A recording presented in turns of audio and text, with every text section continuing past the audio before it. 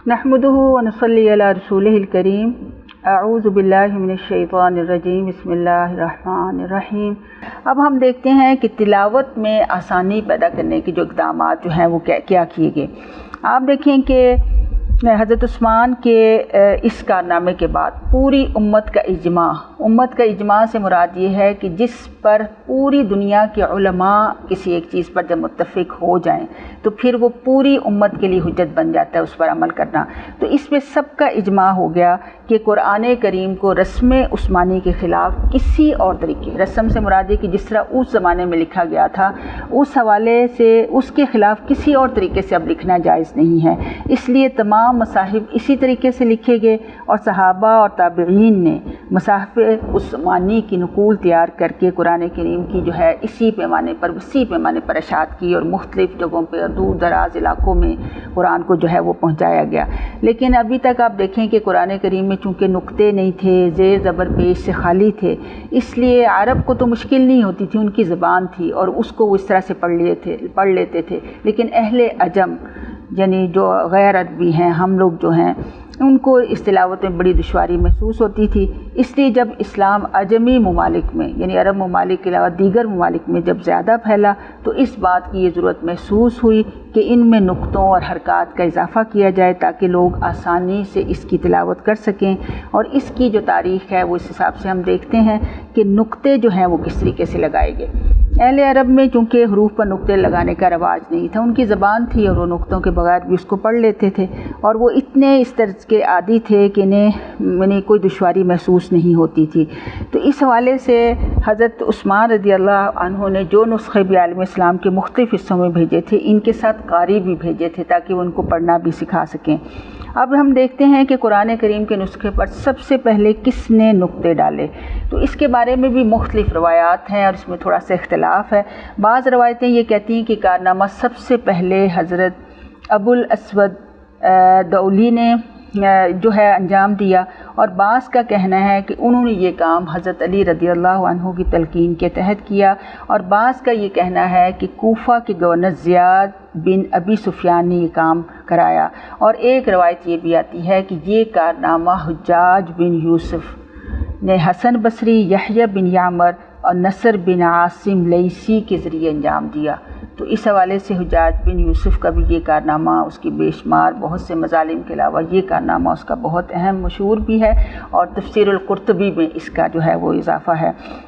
हवाला भी मौजूद है। और फिर इस तरह हरकत जो हैं, हरकत से मुराद होता है ज़बर ज़ेर पेश। तो लफ्ज़ों की तरह शुरू में कुरान करीम पर हरकत नहीं लगाई गई थी और इसमें भी जो है बहुत से इख्तलाफ मौजूद है कि सबसे पहले किसने हरकत लगाई। और बाज़ कहते हैं कि ये काम भी सबसे पहले अबुल अस्वद ने अंजाम दिया और बाज़ कहते हैं कि ये काम भी हुज्जाज बिन यूसुफ़ ने ही किया और उन्होंने हसन, यहया बिन यामर और नसर बिन आसिम लैसी से जो है ये काम करवाया। तो इस हवाले से आप देखें कि ये जो है ये बहुत ही इससे आसान हो गया कि गैर अरबी जो थे कुरान के अल्फाज को दुरुस्त तरीके से पढ़ने लग गए। और फिर इसमें आप देखें कि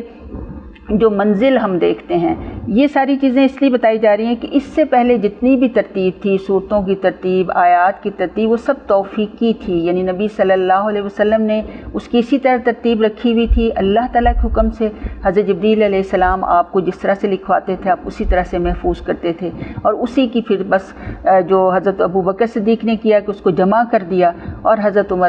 उस्मान रज़ी अल्लाह अन्हु उन्होंने एक सहीफ़े की शक्ल में उसको जमा कर दिया। ये बाद में जो भी हरकत लगाई गई हैं ये तौफ़ीकी नहीं है, ये सिर्फ तिलावत में आसानी पैदा करने के लिए की गई और इस पे भी इजमा जो है सारे उलमा इसमें मुत्तफ़िक भी हैं, इसलिए इसमें कोई इख्तिलाफ़ की गुंजाइश नहीं है। फिर हम देखते हैं कि कुरान में कुछ मंजिलें और कुछ हिज़्ब यानी जो है वो रखे गए होते हैं, तो ये भी सिर्फ तिलावत में आसानी के लिए किए गए। सहाबा और ताबईन का मामूल था कि वो हर हफ्ते कुरान ख़त्म कर लेते थे। इस मकसद के लिए उन्होंने रोज़ाना तिलावत की एक मुकर्रर मिक़दार जो है मुकर्रर की हुई थी जिसे हिज़्ब कहते थे या मंजिल कहा जाता था। इस तरह पूरे कुरान को उन्होंने 7 मंजिलों में जो है किया हुआ था ताकि 8 दिन में कुरान जो है उसको मुकम्मल किया जाए। तो ये भी इससे भी उनके ज़ौक़ व शौक़ का अंदाज़ा होता है। फिर ये जो अज्जा या पारे हम कहते हैं ना कि कुरान 30 पारों में है, तो ये भी कोई तौफ़ीक़ की तरतीब नहीं है, ये भी सिर्फ बच्चों को पढ़ाने के लिए आसानी के ख़्याल से इसको 30 मसावी हिस्सों में तकसीम कर दिया गया।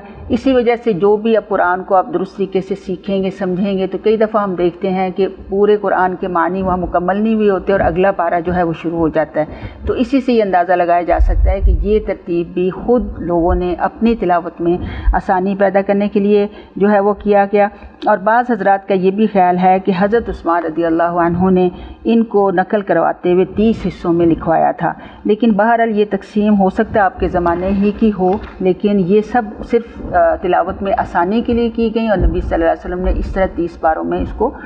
تقسیم جو ہے وہ نہیں کیا تھا۔ اور اسی طرح سے یہ جو رکوع کو بھی آپ دیکھتے ہیں اور مختلف جگہوں پہ جو ہے لکھا جاتا ہے کہ کہیں ہر 5 آیتوں کے بعد خمس یعنی 5 آیتوں کا اشارہ، اور کہیں اعشار کا اشارہ جو ہے لگایا جاتا ہے، عین یا خا لکھا جاتا ہے، جس کا جہاں 5 آیتیں مکمل ہوتی ہیں وہ خا لکھ دیتے ہیں، یعنی